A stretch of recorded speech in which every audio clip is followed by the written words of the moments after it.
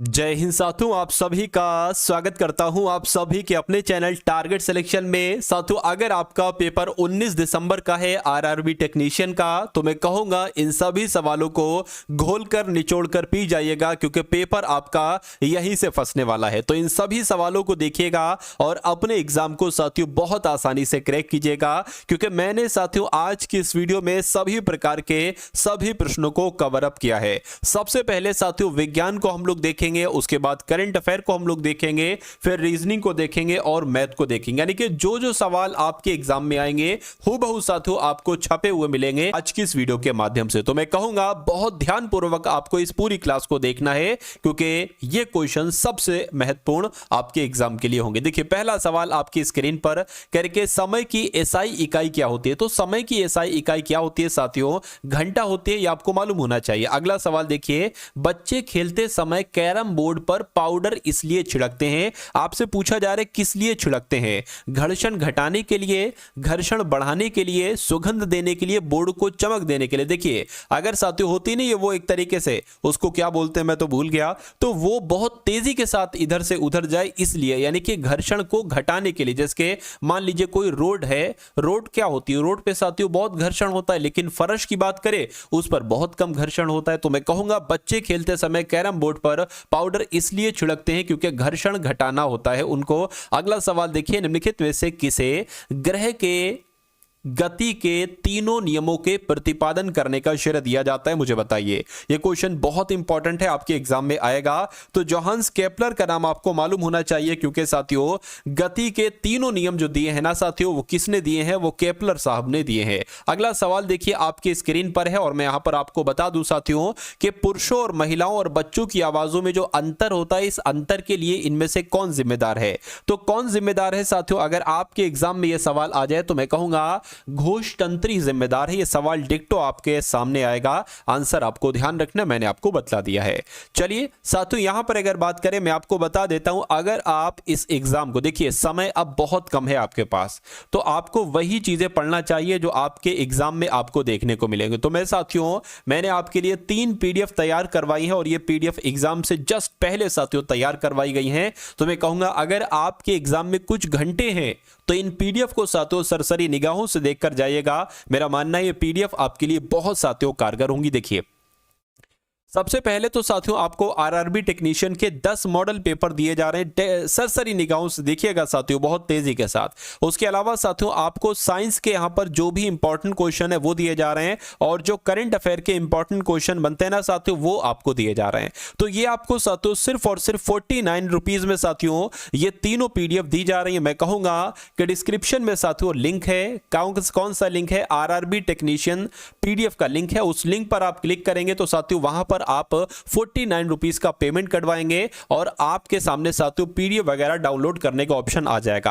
अगर आ जाता है तो अच्छी बात है, अगर नहीं आता है तो आप साथियों टारगेट सिलेक्शन, कौन सी साथियों? टारगेट सिलेक्शन, ठीक है, टारगेट सिलेक्शन नाम का एप्लीकेशन है प्ले स्टोर पर, उसको डाउनलोड कर लेना, क्योंकि ऑलरेडी आपका नंबर साथियों वहां पर जब आप पीडीएफ के लिए जाएंगे तो नंबर आपका मांगा जाएगा। तो जब आप टारगेट सिलेक्शन पर जाएंगे, वहां पर अपना नंबर वगैरह डालेंगे तो आपको पीडीएफ का ऑप्शन आपके लिए खुल जाएगा, क्योंकि पेमेंट आपका पहले ही कर चुका होगा। ठीक है ना? तो मैं कहूंगा साथियों येलो लोगो है हमारा, जैसा लोगो चैनल पर लगा है ना, वैसे लोगो वाला आपको ऐप को डाउनलोड करना है। खैर, अब हम लोग यहां पर बात कर लेते हैं साथियों इस सवाल की, करके एक सामान्य मानव कान इतनी सीमा तक की ध्वनि सहन कर लेता है। तो कितने की बात चल रही है साथियों? मैं कहूंगा 80 डेसिबल की बात चल रही है। 80 डेसिबल आपका राइट आंसर हो जाएगा। चलिए, और मैं कह दूं साथियों जो भी करंट अफेयर के सवाल पूछे जाएंगे ना, वो इसी पीडीएफ में से पूछे जाएंगे, जो तीसरी वाली है। और जो साइंस के क्वेश्चंस पूछे जाएंगे, तकरीबन 40 में से 22 से 23 सवाल आपको यहां से देखने को मिलेंगे, और बहुत सारे मैथ के क्वेश्चंस, बहुत सारे रीजनिंग के क्वेश्चंस भी आपको देखने को मिलेंगे। चलिए, तो अब बात करते हैं साथियों नेक्स्ट नंबर के सवाल की। कह रहे कि स्त्री वाणी और पुरुष वाणी को पहचानने की ध्वनि की विशेषता क्या है? तो मैं कहूंगा साथियों स्वर ही तो है। अरे भाई, स्वर की मदद से ही तो हम पहचानते हैं कि ये स्त्री वाणी है, स्त्री की आवाज है या पुरुष की आवाज है। तो वो पिच होती है, इसको स्वर कहा जाता है। अगला सवाल देखिए, ध्वनि के उत्पादन और संचरण के अध्ययन को क्या कहा जाता है? ये क्वेश्चन बहुत इंपॉर्टेंट है, बताइए।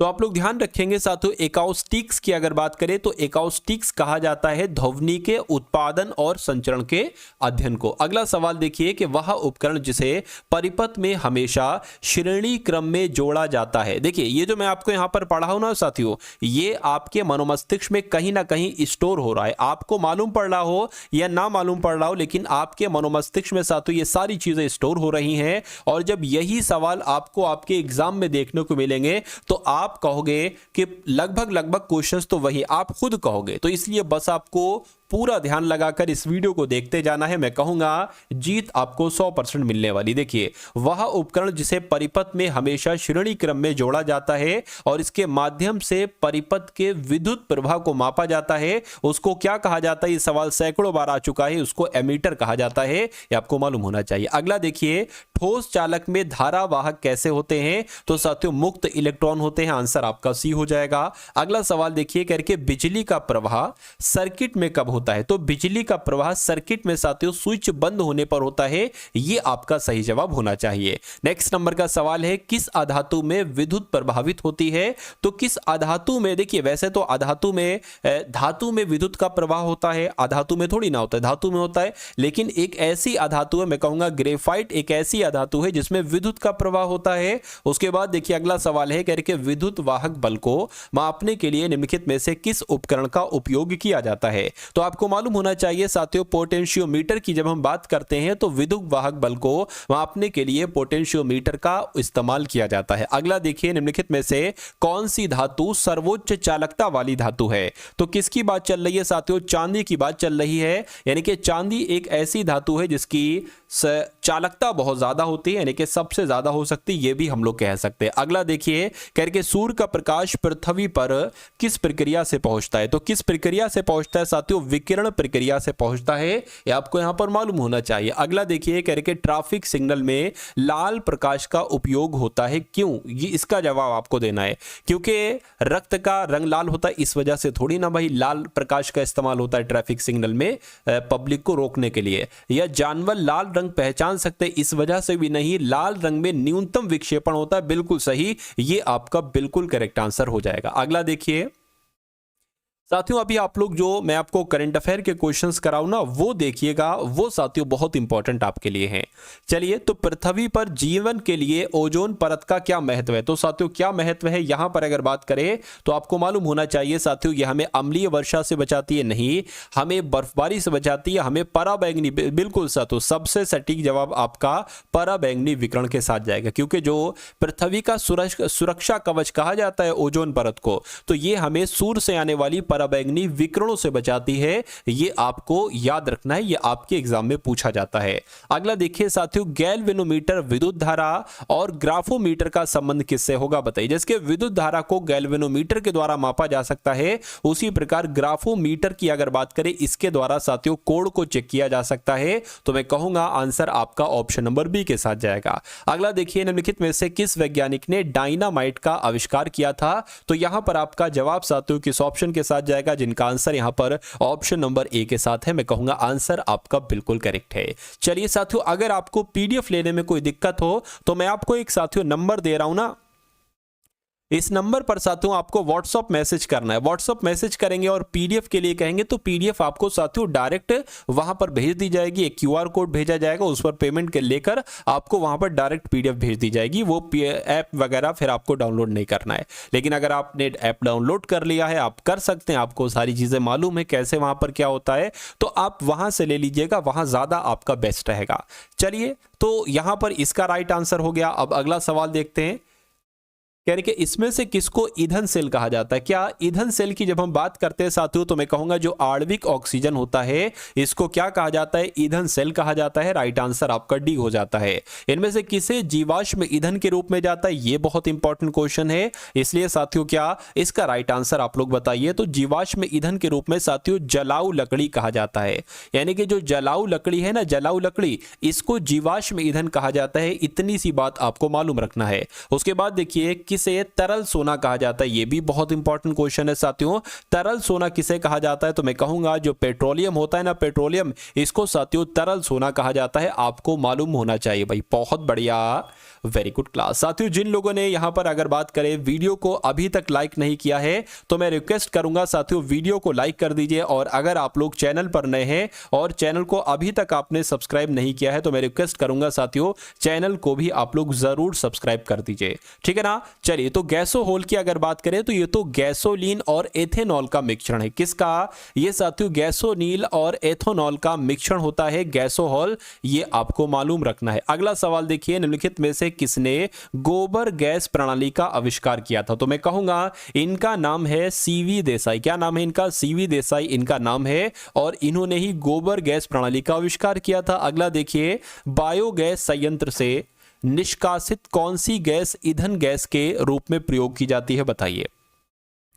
तो मैं कहूंगा साथियों यहां पर आपका जवाब जो जाएगा वो ऑप्शन नंबर सी के साथ जाएगा, क्योंकि बायोगैस संयंत्र से निष्कासित मीथेन गैस ईंधन गैस के रूप में प्रयोग होती है। अगला देखिए, निम्नलिखित में से किसका अधिकतम तापजनक मान होता है? तो अगर आपके एग्जाम में पूछा जाए कि सबसे अधिकतम तापजनक मान किसका होता है तो आपको हाइड्रोजन बता देना है। क्या आपको बता देना है साथियों? हाइड्रोजन बता देना है, क्योंकि हाइड्रोजन का तापजनक मान अधिकतम होता है। उसके बाद देखिए, खाने के सोडे का रासायनिक नाम क्या है? बताइए। तो मैं कहूंगा साथियों देखिए, खाने की बात चल रही है तो मैं कहूंगा बाइट, कहते नहीं एक बाइट मुझे दे दो एक निवाला मुझे दे दो। तो खाने के सोडे को रासायनिक नाम इसका क्या है? सोडियम बाइकार्बोनेट है। ये आपको साथियों याद रखना है। अगला सवाल देखिए, जल जिसमें कैल्शियम अथवा मैग्नीशियम के घुलनशील लवण होते हैं साथियों, उनको क्या कहा जाता है? तो वो जल कैसा जल होता है? मैं कहूंगा वो कठोर जल होता है। क्या जल? कठोर जल में कैल्शियम और अथवा मैग्नीशियम के घुलनशील लवण होते हैं, वही तो साथियों कठोर जल होता है। अगला सवाल देखिए, कह रहे कि राष्ट्रीय रासायनिक प्रयोगशाला ये कहां पर स्थित है? तो मैं कहूंगा ये कहां पर स्थित है? ये पुणे में स्थित है। कहां पर साथियों? पुणे में स्थित है। उसके बाद देखिए, न्यूट्रॉन की अगर बात करें तो न्यूट्रॉन की खोज किसके द्वारा की गई? मैं आपको बता देता हूं, चैडविक के द्वारा साथियों न्यूट्रॉन की खोज की गई। उसके बाद देखिए साथियों के एटम बम का आविष्कार किसने किया? बताइए। साथियों आपके पास समय थोड़ा सा कम है, इसलिए मैं आपको बहुत तेजी के साथ पढ़ा रहा हूं, ताकि अगर आपका कुछ घंटे बाद या एक दो दिन बाद साथियों एग्जाम है या भी कुछ और दिन आपका एग्जाम है, मैं कहूंगा इस पूरी वीडियो को देखिएगा और जो पीडीएफ के बारे में मैंने आपको बताया है पीडीएफ साथियों जरूर लीजिएगा, क्योंकि सिर्फ 49 रुपीस की बात है। आप 2-4 मिनट में इसको खर्च कर देते होगे, कुछ खा लेते होगे, लेकिन अगर इस 49 की वजह से आपका अगर सिलेक्शन हो जाता है, आपके बहुत सारे क्वेश्चंस इसमें से आ जाते हैं, तो मेरा मानना है कि ये समझदारी का सौदा होगा। चलिए, तो बाकी आपकी इच्छा है साथियों। एटम बम का आविष्कार की जब हम बात करते हैं तो एटम बम का आविष्कार साथियों ओपनहीमर के द्वारा किया गया। किसके द्वारा? रॉबर्ट जे ओपनहीमर के द्वारा ही साथियों एटम बम का आविष्कार किया गया था। नेक्स्ट नंबर का सवाल है, यानी कि कोशिका की प्रोटीन की फैक्ट्री के रूप में किसे जाना जाता है? तो मैं कहूंगा राइबोसोम की जब हम बात करते हैं तो राइबोसोम को कोशिका की प्रोटीन की फैक्ट्री कहा जाता है। अगला सवाल देखिए, अपनी आंखों को स्वस्थ रखने के लिए हमें आहार में इसे सम्मिलित करना चाहिए। तो किसे सम्मिलित करना चाहिए? विटामिन डी को, विटामिन के को, विटामिन सी को या विटामिन ए को? मैं कहूंगा अगर आंखों की बात आई है तो विटामिन ए का नाम आएगा, क्योंकि विटामिन ए की कमी से आंखों में दिक्कत हो जाती है, आंखों से संबंधित रोग हो जाते हैं। तो अगर आप चाहते हैं कि आंखों से संबंधित रोग ना हो तो अपने शरीर में विटामिन ए की कमी आपको नहीं करना है। अगला देखिए, टमाटर में कौन सा विटामिन होता है? देखिए टमाटर की जब हम बात करते हैं तो टमाटर में विटामिन सी होता है। कौन सा विटामिन होता है टमाटर में? विटामिन सी होता है। उसके बाद देखिए, कौन सा प्राथमिक पोषक तत्व है? तो मैं कहूंगा कौन सा प्राथमिक पोषक तत्व है? तो साथियों पोटेशियम ही प्राथमिक पोषक तत्व है, ये आपको याद रखना है। आंसर आपका ऑप्शन नंबर डी हो जाता है। अगला देखिए, पोषक तत्वों की आवश्यकता का मानक निकोलस के द्वारा दिया गया, आर्गन के द्वारा दिया गया, पाकर के द्वारा दिया गया या ऑनन और स्टाउट के द्वारा दिया गया?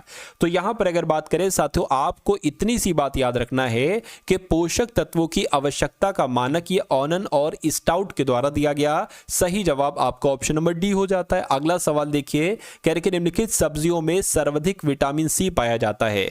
तो मैं कहूंगा इन चारों को जब हम देखते हैं तो मिर्च में साथियों विटामिन सी पाया जाता है, इनमें साथियों एक तरीके से नहीं, यानी कि सर्वाधिक विटामिन सी मिर्च में ही होता है। नेक्स्ट नंबर का सवाल है, कहने के घाव भरने के लिए निम्नलिखित में से किस विटामिन की सहायता ली जाती है? तो साथियों घाव अगर एक तरीके से किसी के चोट लग जाए तो उसका घाव जल्दी ना भर रहा हो, तो मैं कहूँगा विटामिन सी की कमी है। तो घाव भरने के लिए विटामिन में से कौन सा विटामिन सहायक है, तो विटामिन सी सहायक है। उसके अलावा अगर बात करें किसी के चोट लग जाए और खून उसका थोड़ा सा बहे और रुक जाए, यानी कि उसके बॉडी में विटामिन के की मात्रा भरपूर है लेकिन विटामिन के की मात्रा अगर कम है तो उसका खून बहता रहेगा, धीरे धीरे धीरे धीरे बहता रहेगा और फिर उसकी मृत्यु भी हो सकती है। तो इसलिए विटामिन के की मात्रा को कभी आपको साथियों कम नहीं रखना है अपनी बॉडी में। अगला सवाल देखिए, कौन सा विटामिन ए का प्रचुरतम स्रोत है, यानी कि किसमें विटामिन ए पाया जाता है, मुझे बताइए। अगर बात करते हैं इन चारों ऑप्शन में से आम की, तो मैं कहूंगा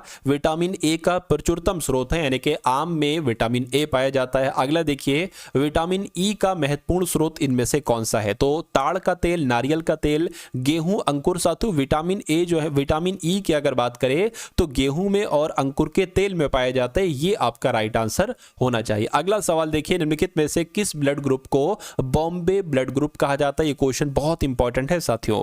देखिए यहां पर अगर बात करें साथियों, ना तो ग्रुप ए को ना ए बी को, मैं कहूंगा साथियों डबल एच ग्रुप को, डबल एच ब्लड ग्रुप को बॉम्बे ब्लड ग्रुप के नाम से जाना जाता है। यह बात आपको साथियों याद रखना है भाई। बहुत बढ़िया, वेरी गुड क्लास। तो साथियों विज्ञान के आपके पूरे 40 प्रश्न आएंगे। 40 प्रश्न मैं आपको करवा चुका हूं। अब 10 सवाल हम लोग देख लेते हैं साथियों करंट अफेयर के, और उसके बाद साथियों देखिए रीजनिंग एक ऐसा सब्जेक्ट है जिसमें टेक्नीशियन के पेपर में आप पूरी रीजनिंग में से पूरे क्वेश्चन बिल्कुल सही कर सकते हैं, क्योंकि अगर आपको एक बार रीजनिंग आ गई तो मेरा मानना है कि साथियों सारे सवाल आपके बहुत आराम से और बहुत अच्छे तरीके से हो जाएंगे। कोई दिक्कत, कोई परेशानी आपको महसूस नहीं होगी, ठीक है ना। तो अगर बात करते हैं करंट अफेयर के पहले सवाल की, कह रहे कि जो अभी विश्व प्रतिभा रैंकिंग हुई थी इसमें शीर्ष पर कौन सा देश था, तो स्विट्जरलैंड साथियों शीर्ष पर था।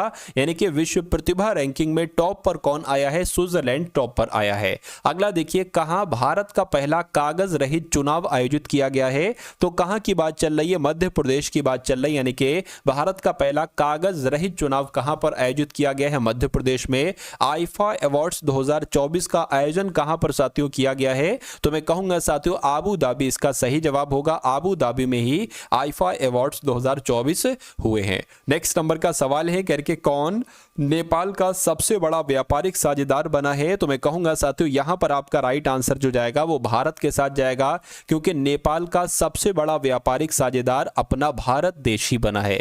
उसके बाद देखिए, भारत और किस देश ने द्विपक्षीय निवेश संधि पर हस्ताक्षर किए हैं, तो यहां पर आपका राइट आंसर उज्बेकिस्तान के साथ जाएगा। तो भारत और उज्बेकिस्तान देश ने द्विपक्षीय निवेश संधि पर हस्ताक्षर किए हैं। अगला देखिए, किसका पहला संस्मरण Mother Mary comes to me launch किया जाएगा, तो किसकी बात चल रही है, मैं कहूंगा अरुंधति राय की बात चल रही है।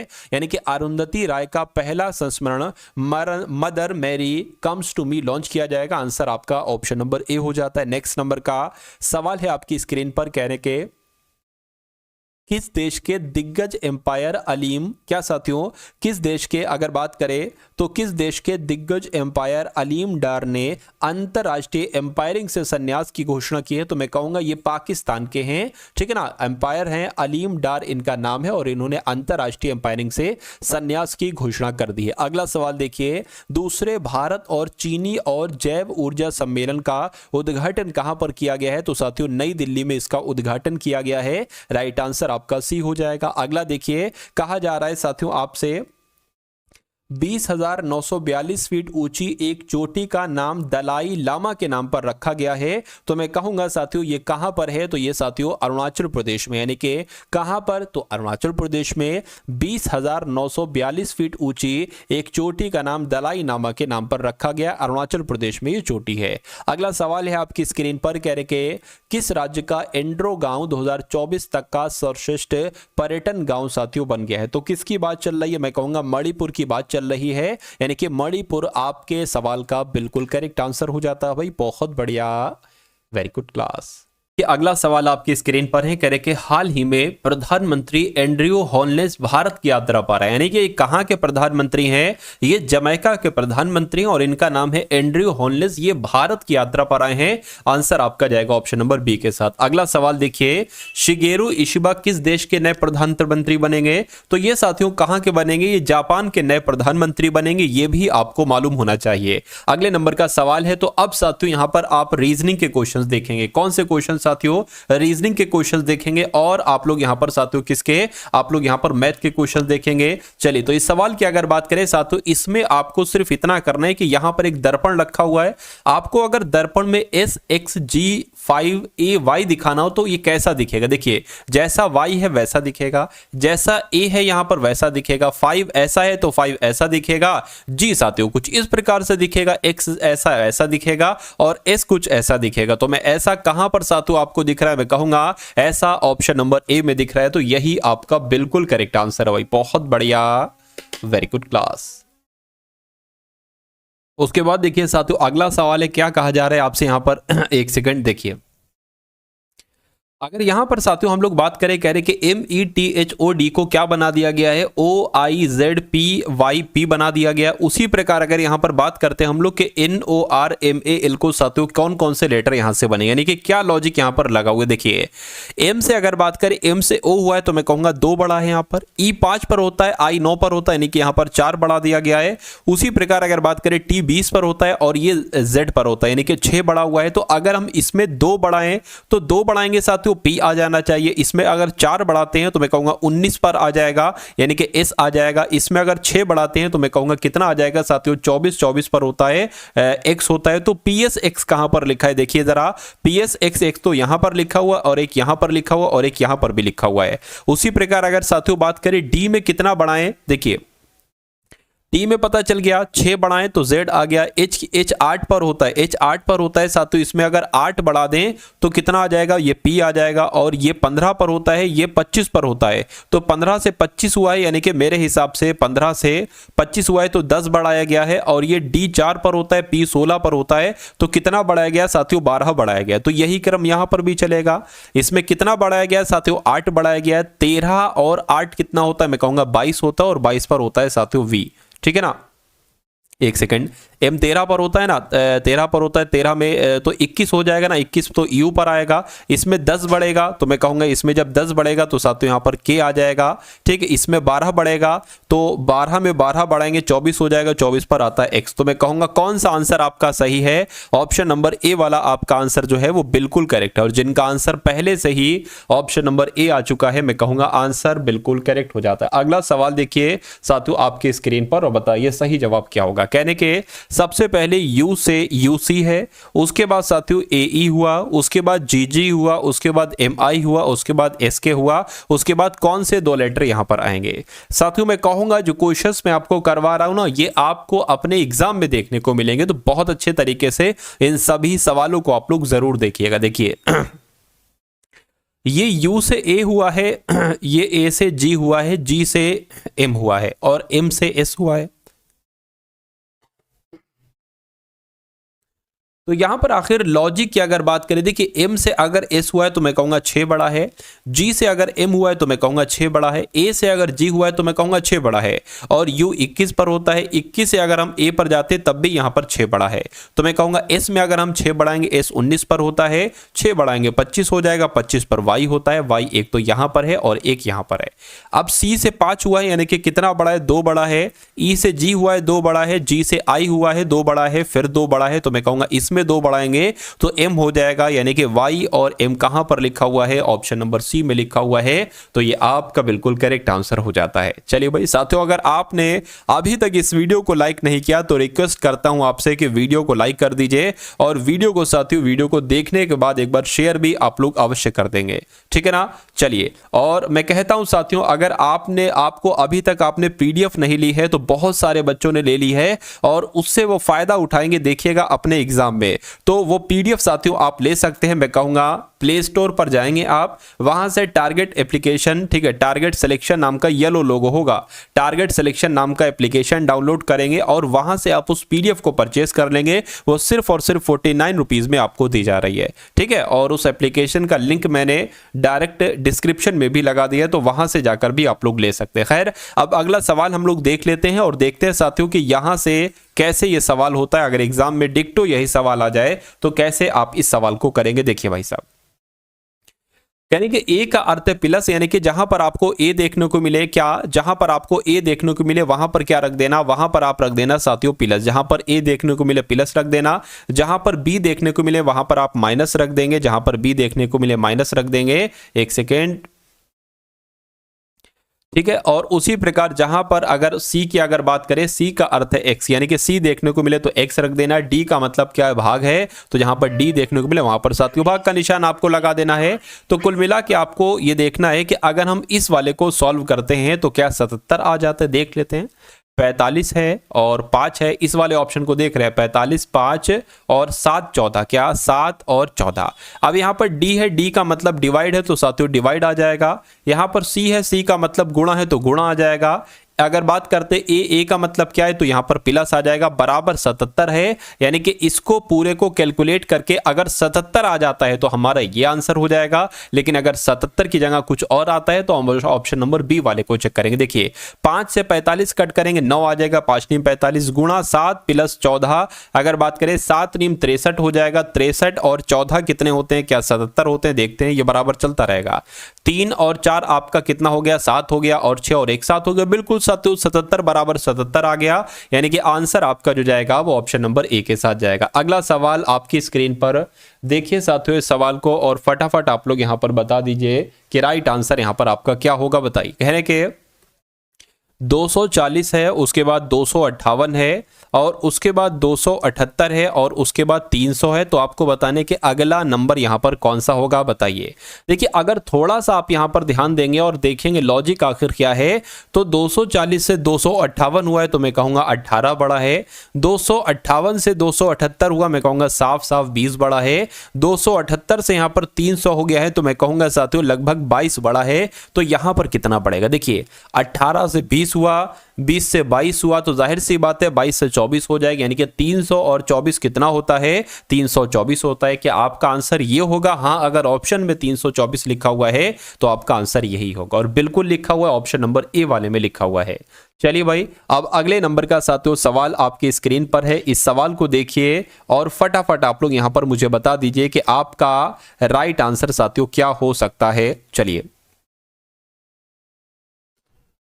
16 से 256 हुआ है, 16 से 256 हुआ है, और उसके बाद अगर यहां पर बात करें तो 21 से क्या बनेगा, जिस प्रकार 19 से 361 हुआ। देखिए मुझे इतना पता है कि 16 का जब हम स्क्वायर कर देते हैं तो 256 आ जाता है। मुझे इतना पता है कि 19 का स्क्वायर कर देते हैं तो 361 आ जाता है। तो मैं कहूंगा 21 का स्क्वायर जब हम करते हैं तो कितना आता है, यानी कि 21 गुणा 21, 21 का स्क्वायर साथियों यहां पर आप लोग कर दीजिए। तो मैं कहूंगा साथियों 1 हो गया, 4 हो गया, 4 हो गया, यानी कि यहां पर जो है ना वो 441 आ जाना चाहिए। क्या ऑप्शन में 441 है? मैं कहूंगा बिल्कुल है, ऑप्शन नंबर बी वाले में। तो ये आपका साथियों बिल्कुल करेक्ट आंसर हो जाता है। अब अगला सवाल देखिए आपकी स्क्रीन पर है साथियों, देखिए सवाल को और फटाफट बताइए कि आखिर इसमें क्या लॉजिक लगा हुआ है। कह रहे कि 4 ऑप्शन आपके सामने है, चारों ऑप्शन में से आपको बताना है सबसे अलग कौन सा ऑप्शन है। बताइए, देखिए यह है HSLO, यह है EVIR, यह है LOPK, यह है CXGV। अगर यहां पर हम लोग बात करें, देखिए H का अपोजिट होता है S और L का अपोजिट होता है O। पहले ही देख कर ही समझ में आ जाएगा आपको। अरे भाई, जैसे A का अपोजिट Z होता है, B का अपोजिट Y होता है, C का अपोजिट X होता है, D का अपोजिट क्या होता है, W होता है, ठीक है ना। ऐसे ही साथियों अगर बात करते M का अपोजिट N होता है, P का अपोजिट K होता है, तो इसी प्रकार H का अपोजिट S होता है, L का अपोजिट O होता है, बिल्कुल। E का अपोजिट V होता है, I का अपोजिट R होता है, L का अपोजिट O होता है, P का अपोजिट K होता है। C की अगर बात करते हैं साथियों यहां पर अपोजिट क्या हो जाएगा, C का अपोजिट X हो जाएगा, लेकिन G का अपोजिट V नहीं होगा। अब नहीं होगा साथियों तो मैं कहूंगा यही आपका राइट आंसर है, यही सबसे अलग है। अब उसके बाद देखिए अगला सवाल, ऐसा भी सवाल साथियों आपसे एग्जाम में पूछा जाता है, तो अगर ऐसा डिक्टो यही क्वेश्चंस आ जाता है तो कैसे, मतलब क्या आपका राइट आंसर होगा, कैसे इस सवाल को करेंगे, मैं आपको साथियों बतला देता हूं। देखिए कहने के उस विकल्प का चयन करिए जिसमें निम्न शब्दों का वह क्रम दिया गया है जिस क्रम में वे अंग्रेजी शब्दकोश में होते हैं। आपको बताने कि इन सभी शब्दों में से, वर्ड्स में से कौन सा सबसे पहले आता है। तो मैं कहूंगा CRE यहां पर लिखा हुआ है, CRE यहां पर भी लिखा हुआ है, CRE यहां पर भी, CRE यहां पर भी, CRE यहां पर भी, यहां पर DD लिखा है, यहां पर भी D, यहां पर A लिखा है, तो A सबसे पहले आता है। मैं कहूंगा 2 वाला सबसे पहले आएगा। उसके बाद देखिए D यहां पर है, D यहां पर है, D यहां पर है, D यहां पर E है, तो E पहले आता है, ना के I, ना T ना के I। मैं कहूंगा E सबसे पहले आता है, तो सातों उसके बाद 5 हो जाएगा। अब देखिए यहां पर अगर बात करें D I है और ये I है और ये E है, ये तो हो चुका है। अब इसमें से बताना है कौन सा सबसे पहले आएगा। देखिए IT और IB, तो IB पहले आएगा ना, IB पहले आएगा साथियों।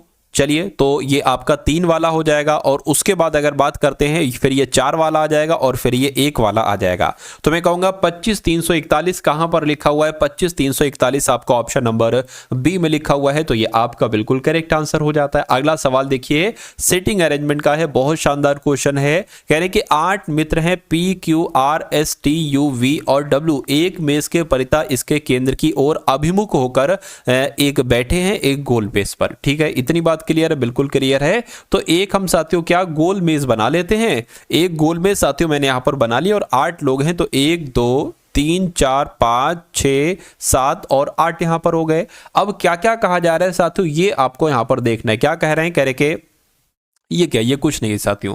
कह रहे कि P जो है ना, P ये R और S के बीच में है, ठीक है। कह रहे कि T W के बाईं और तीसरे स्थान पर है, तो इसको बना लो। क्या कहा जा रहा है, कह रहे कि अगर मान लीजिए W को हम कहां पर बैठा ले, W को यहां पर बैठा ले, तो कह रहे कि W के बाईं और तीसरे स्थान पर T है, तो 1 2 3 यानी कि T साथियों यहां पर हो जाएगा। ठीक है, उसके बाद क्या इसमें कुछ कॉमन है, WT में और PRS में नहीं है, तो इसको छोड़ दे, अभी छोड़ रखो। QS के एकदम बाईं बगल में बैठा है, तो इसको भी अभी रोक दो। TS के दाईं और तीसरे स्थान पर बैठा है, इसमें है कॉमन, T इसमें है। ठीक है, तो S के दाईं और तीसरे स्थान पर कौन बैठा है साथियों, मैं कहूंगा अगर इसको हम यहां बैठा लेंगे तभी तो S के दाईं और तीसरे नंबर पर T हो पाएगा। बिल्कुल सही बात है। यानी कि U जो है ना, ये U और W, V जो है ये W और U के बीच में बैठा हुआ है, तो अभी यहां पर भी हमें कॉमन नहीं मिला। अब हम एक बार शुरू से पढ़ेंगे। देखिए यहां पर हमें मिल गया ये S कॉमन, P R और S के बीच में है, तो P जो है ना ये R और S के, देखिए अगर हम R को यहां पर बैठा लेंगे, P जो है ना ये R और S के बीच में है, R को हम यहां थोड़ी ना बैठा सकते थे। चलिए इतनी बात क्लियर है। कह रहे कि W के बाईं और तीसरे स्थान पर, W के ये भी हो चुका है, S के एकदम बाईं बगल में बैठा है Q, यानी कि S के एकदम बाईं बगल में बैठा है Q, यानी कि यहां पर बैठेगा Q। कह रहे कि T S के दाईं और तीसरे स्थान पर, T S के दाईं और तीसरे स्थान पर हो चुका है। कह रहे कि U और W के बीच में कौन है, U और W, देखिए U यहां पर हो गया और W यहां पर हो गया, बीच में कौन बैठ जाएगा, V बैठ जाएगा। तो कहने के S और W के बीच में कौन है, यानी कि S और W के बीच में कौन है, मैं कहूंगा Q है, तो Q आपका यहां पर बिल्कुल सही जवाब हो जाएगा। और जिनका आंसर मेरे आंसर से पहले आ चुका है, मैं कहूंगा उन सभी की तैयारी बहुत शानदार है। अब अगला सवाल देखिए, इसका आंसर भी मुझे दीजिए मेरे आंसर से पहले। चलिए भाई, यानी कि माता पिता और पुरुष का एक आरेख आपको बताने, कौन सा सबसे सही बनेगा बताइए। देखिए जो पुरुष होते हैं मैं कहूंगा वो पिता ही तो होते हैं, ठीक है, और लेकिन माताएं अलग हो जाएंगी, तो कुछ ऐसा आरेख साथियों कहां पर बनेगा, मैं कहूंगा ऐसा आरेख तो साथियों आपको ऑप्शन नंबर बी में नजर आ रहा है। तो इस प्रकार जिनका आंसर ऑप्शन नंबर बी के साथ है बिल्कुल करेक्ट भाई, बहुत बढ़िया, वेरी गुड क्लास। चलिए साथियों अब उसके बाद देखते हैं नेक्स्ट नंबर का सवाल आपकी स्क्रीन पर है। करके अब यहां पर मैथ के क्वेश्चंस आ चुके हैं, ठीक है ना। मैथ के क्वेश्चंस को देखिए, जो आपका आरआरबी टेक्नीशियन का पेपर है, मैं कहूंगा चैनल को साथियों सब्सक्राइब कर लीजिए। अब जो कंटेंट आपको मिलने वाला है वो एकदम A1 कंटेंट मिलने वाला है, गोल्डन कंटेंट मिलने वाला है। जो चीजें आपको पढ़ाई जाएं उनको अच्छे से पढ़ लीजिएगा। मैं कहूंगा एग्जाम को क्रैक करने से कोई दुनिया की ताकत आपको साथियों नहीं रोकेगी। देखिए कह रहे कि निश्चित धनराशि पर 5% वार्षिक ब्याज दर पर 2 वर्षों के चक्रवृद्धि ब्याज और साधारण ब्याज के बीच अंतर 152। देखिए कभी भी अगर आपको सवाल में दे रखा हो कि चक्रवृद्धि ब्याज और साधारण ब्याज के बीच अंतर इतना है और लिखा हो 2 वर्ष का, वो जो अंतर हो ना वो 2 वर्ष का हो, तो इसके लिए एक सिंपल सा एक सूत्र होता है D बराबर P, ठीक है ना, D बराबर PR², ठीक है, और बटे क्या हो जाएगा साथियों 100 हो जाएगा। ठीक, इतनी बात क्लियर है। या एक काम करिए, इसको ब्रैकेट में ऐसे करके कर दीजिए। अब D क्या है, D डिफरेंस है, डिफरेंस का मतलब अंतर होता है, तो मैं कहूंगा ए D की जगह पर 152 आ जाएगा। P ही तो हमें ज्ञात करना है, राशि ही तो हमें ज्ञात करना है। R कितना है 5%, यानी कि 5 गुणा 5 हो गया। और अगर बात करते हैं साथियों यहाँ पर 100 की बात करें तो 100 गुणा 100 यहाँ पर हो जाएगा। P यहाँ पर लिखा हुआ है तो यहाँ पर लिख दो, ये यहाँ पर लिख दो, बात एक ही है। चलिए इसको अगर कट करेंगे तो यहाँ पर ये आ जाएगा, इसको अगर कट करेंगे यहाँ पर ये आ जाएगा। 20 की गुणा इससे हो जाएगी, यानी कि 152 गुणा 20 बराबर क्या आ जाएगा, आपका P आ जाएगा। इसको कैलकुलेट कर लीजिए, यानी कि 152 गुणा 20 की अगर 20 से करोगे तो 400 आ जाएगा। तो 152 की गुणा साथियों 4 से आप लोग करा लीजिए, 4 दूना 8 हो जाएगा, 15 चक्कू 60 हो जाएंगे। मैं कहूंगा 6080 कहां पर लिखा हुआ है, मैं कहूंगा 0 यहां पर और बढ़ा लेंगे तो 60,800 आपकी वो राशि हो जाएगी। और ये आपका साथियों बिल्कुल करेक्ट आंसर हो जाता है भाई, बहुत बढ़िया, वेरी गुड क्लास। चलिए साथियों अब अगला सवाल यहां पर हम लोग देख लेते हैं और देख लेते हैं कि आपका राइट आंसर यहां पर साथियों किस ऑप्शन के साथ जाएगा। अगला सवाल आपके स्क्रीन पर ये रहा साथियों, फटाफट आप लोग कैलकुलेशन करके मुझे बताइए कि आपका राइट आंसर यहां पर क्या हो सकता है। चलिए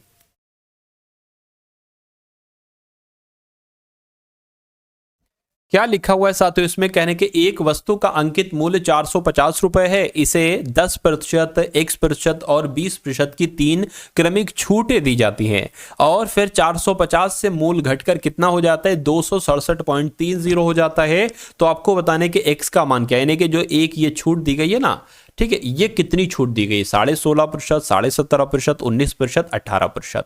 तो हम देख लेते हैं साथियों अंकित मूल्य कितना है, 450 है, इस पर पहली छूट दी गई है 10% की, यानी कि इसको 90% में बेचा गया है, ठीक है। दूसरे पर छूट दी गई है साथियों X% की, यानी कि 100 माइनस X हो जाएगा, 100 माइनस X बटे 100 हो जाएगा। और तीसरी छूट इसको 80% की, सॉरी 20% की दी गई है, तो यहां पर 80% में बेचा गया है। तो इन तीनों छूटों को देखने के बाद वो वस्तु कितने की बिकती है, 267.30 रुपए की बिकती है। तो कहने के X का मान क्या है, तो यहां पर कैलकुलेशन करके X का मान हम निकाल लेंगे। देखिए इस जीरो से ये कैंसिल हो गया, ठीक है, और इसको अगर कट करेंगे 20 चौक और 20 पंजे आपका ये हो गया। इतनी बात क्लियर है बिल्कुल। अब उसके बाद देखिए साथियों आपके पास क्या क्या बचा है, एक काम ये करिए, नीचे बचा कितना है, ये 500 गुणा 100, देखिए बराबर क्या आ गया, बराबर आ गया आपका 267.30। नीचे 100 और 5 यानी कि 500 बचा है, तो इसकी गुणा इससे हो जाएगी, इस वाले से, तो यहां पर 500 आ जाएगा। बटे में क्या आ जाएगा, बटे में ये 4 है, ये भी बटे में आ जाएगा, ठीक है ना। और ये आपका 45 गुणा 9 है, तो 45 गुणा 9 भी आपका ये आ जाएगा। और बराबर इधर क्या है साथियों, 100 माइनस X है। अब एक काम करो, देखो आप इसको कैलकुलेट कराओ, और फिर देखो साथियों आंसर आपका यहां पर क्या आता है, 5 नीम 45 हो जाएगा और यहां पर 100 आ जाएगा। 4 से अगर कट करेंगे तो साथियों यहां पर 25 आ जाएगा। इतनी बात क्लियर है, ठीक है। चलिए अब अगर बात करें, ये 9 से कटेगा, मैं देख लेता हूं साथियों, 9 दूना 18, ठीक है, 8 जाएगा, 9 निम 81, ठीक है, 81 6 जाएगा, हाँ ये 9 से कट जाएगा, ठीक। तो एक काम करो साथियों, ये वाला 9 एकम 9, अब अच्छा ये एक बचा है 9, ध्यान रखिएगा, ठीक है। 9 दूना 18 हो गया, ठीक है, 9 निम 81 हो गया, पॉइंट लगा दीजिए, ठीक है। अब ये कितना 6 बचा, 9 7 63, ठीक है, 9 सत्ते आपका 63 हो गया और 0 लग गया। अब यहां पर क्या बचा है, मैं यहां पर आपको साथियों लिखकर बतला देता हूं, 29.70 गुणा 25 और बटे 9 और क्या बचा, सब तो हो गया भाई। तो अब इसको साथियों आप कैलकुलेट कराइए, देखिए 9 एकम 9, 9 3 27 हो जाएगा, पॉइंट लगा लिया, 2 चला जाएगा, 9 3 27, 0 आ गया। तो अब साथियों आपको इसकी 25 से गुणा कराना है। मुझे थोड़ी सी जगह चाहिए, इसको मैं इसलिए हटा देता हूं यहां पर से, ठीक है, थोड़ी सी मुझे जगह चाहिए। अब देखिए यहां पर अब 3.30 की गुणा आप 25 से कराइए जरा, ठीक है। तो आप जब साथियों 25 की गुणा 3.3 से कराइए, अभी पॉइंट आप भूल जाओ, ठीक है, पॉइंट भूल जाओ आप, 5 तियां 15 हो गया, 5 तियां 15, एक आपका 16 हो गया और 33 दूना 66 हो जाएगा, 5 आ गया, 12 आ गया, मैं कहूँगा 7 8 आ गया, पॉइंट लगा था ना, तो एक काम करिए साथियों, पॉइंट यहां पर आप लोग लगा लीजिए, यानी कि 82.5 आपका यहां पर आ चुका है। इतनी बात क्लियर है? कहिए बिल्कुल क्लियर है। अब देखिए ये आपका था 100 माइनस x बराबर 82.5। तो अब अगर यहां पर अगर हम लोग बात करें साथियों, अब देखिए अब ये माइनस का x है बराबर ये 82.5 है, ये अब प्लस का है ना 100, उधर जाएगा माइनस का हो जाएगा। तो मैं कहूंगा अगर x में से 100 में से 82.5 घटाया जाता है तो 17.5 आता है। ये भी माइनस का, ये भी माइनस का, माइनस से माइनस कैंसिल। आपसे पूछा गया था कि x का मान क्या होगा, मैं कहूंगा x का मान 17.5% होगा। तो कुल मिला के थोड़ा सा लंबा सवाल था लेकिन सवाल बहुत अच्छा था। अब अगला सवाल देख लेते हैं साथियों आप लोग, और देखिए और इसका राइट आंसर क्या हो। इसमें थोड़ी सी दिक्कत है साथियों, प्लस माइनस गायब है, ठीक है, तो इसलिए सवाल को स्किप कर देते हैं। अब अगला सवाल देखिए और इसका साथियों जवाब आप लोग बताने की कोशिश कीजिए। कहने कि एक वस्तु के अंकित मूल्य पर 10% और 5% की क्रमिक छूट देने के बाद वो वस्तु इतने रुपए में बेची जाती है। तो कहने के अंकित मूल्य क्या, मान लीजिए अंकित मूल्य x है और इस अंकित मूल्य पर पहले 10% की छूट दी गई यानी कि उसको 90 में बेचा गया, उसके बाद 5% की छूट दी गई यानी कि उसको 95% में बेचा गया। तो दो छूटें देने के बाद वो वस्तु 3420 रुपए में बेची जाती है। तो मैं कहूंगा इसको कैलकुलेट करेंगे, 0 से 0 हो गया और इसको अगर कैंसिल किया 5 एकम 5 और 5 टीम आपका 45 हो गया, यहां पर 20 आ जाएगा। अब देखिए क्या करना है, x बराबर 3420 हो गया, ये 10 और ये 20 यानी कि इसकी गुणा 20 गुणा 10 से हो जाएगी और 19 गुणा 9, क्या 19 गुणा 9 ये यहां पर आ गया। इतनी बात क्लियर है? बिल्कुल क्लियर है। अब देखिए अब साथियों हमारे सामने एक पूरी चीज है, अगर हम इसको कैलकुलेट कर डालते हैं तो आंसर हमारे सामने आ जाएगा बहुत आराम से, कोई दिक्कत नहीं होगी। देखिए 19 एकम 19, 19 एकम 19 हो जाएगा। अब यहां से कितना साथियों जाएगा, मैं कहूंगा साथियों 15 के आसपास जा रहा है ना, 15 के आसपास जा रहा है। तो 15 हो गया साथियों, यानी कि ये पूरा 152 हो गया, 152 हो गया ना। 152 अगर बात करें साथियों, 152 हो गया और ठीक है, तो एक 19 अट्ठे कितना होता है, 152 होता है, ये 0 आ गया। अब ये 9 बचा है, 9 दूना 18, ये 0 आ गया, यानी कि 20 गुणा 20 400 हो जाएगा, ठीक है ना, 20 गुणा 20 400 हो जाएगा और 10 और है तो ये 4000 आ जाएगा। तो मैं कहूंगा x का मान कितना है, 4000 है और x क्या था, असल में वो अंकित मूल्य था। तो कुल मिला के राइट आंसर अगर आपका है ऑप्शन नंबर सी के साथ तो बिल्कुल करेक्ट है। अगला सवाल आपकी स्क्रीन पर देखिए सवाल को, और इसका आंसर भी आप लोग यहां पर मुझे बता देंगे। चलिए भाई,